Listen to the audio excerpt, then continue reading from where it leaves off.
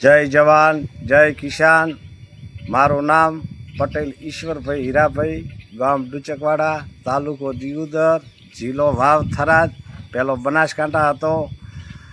अमारी भारतीय किसान संघ ने विनंती है कि 2011 में जेटको कंपनी अमारा खेतर में 440 केवी 440 केवी वीज पावर नो जे लाइन नाखेल है मुद्रा थी जेरड़ा અને બીજું પણ નામ છે મુદ્રાથી કંછારિયા।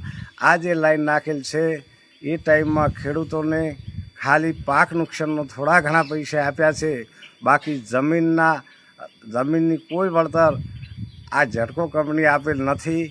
અમે એ વખતમાં આ લોકોને થોડો હાંકલ્યા તો પણ એ લોકોએ પોલીસ લાવીને પણ આ લાઈન ઊભી કરી નાખી અને અમે એમને કીધું કે અમારી જમીનનું વળતર આપો, તો એ ટાઈમે જેટકો કંપની એવું કહેતી હતી કે આનો કોઈ નિયમ નથી, આ તો લાઈન તમારા ખેડૂતો માટે છે એટલે આનું કોઈ વળતર આપવામાં આવશે નહીં, આ તો સરકારની યોજના છે એટલે કોઈ વળતર જમીનનું તમને મળશે નહીં।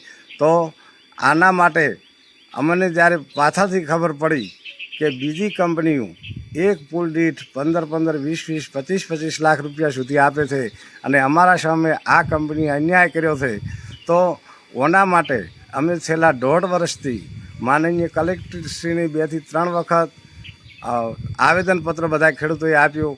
આની અંદર ડીસા તાલુકો, દિયોદર તાલુકો અને લાખણી તાલુકો આ તમામ તાલુકાના ખેડૂતોએ ભેળા થઈ અને છેલ્લા 1.5 વર્ષથી આ સરકાર સામે અમે 2 થી 3 વખત આવેદનપત્ર આપેલ છે પણ કોઈ જવાબ મળ્યો નથી। એક તો આ લાઈન 440 કેવી છે એટલે એ લાઈનની નીચે કામ કરતાં પણ અમારો જીવનું જોખમ છે। એટલે અમારી 2 માગણીઓ છે કે એક તો લાઈનનો પાવર ઘટાડવામાં આવે અને બીજું કે આ સરકાર અમને જે જમીનનું અમને વળતર આપી નથી એ જમીનની અમને પૂરેપૂરું વળતર અપાવે। બીજી કંપનીઓએ બીજી કંપનીઓ જે આ પુલ નાખ્યા છે તો 15, 20, 25 લાખ સુધી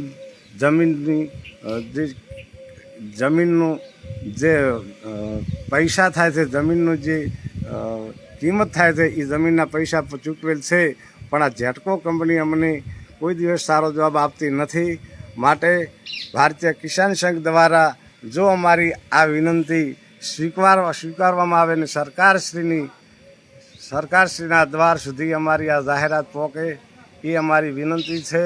જો જરૂર પડશે તો અમે લાખણી, ડીસા અને દિયોદર 3 તાલુકાના ખેડૂતો તમે કહેશો તો આંદોલન ઉપર પણ બેહવા તૈયાર થાવ, પણ અમારી માગણી સંતોષાય એ અમારી ઈચ્છા છે। જય જવાન જય કિસાન, ભારત માતા કી જય।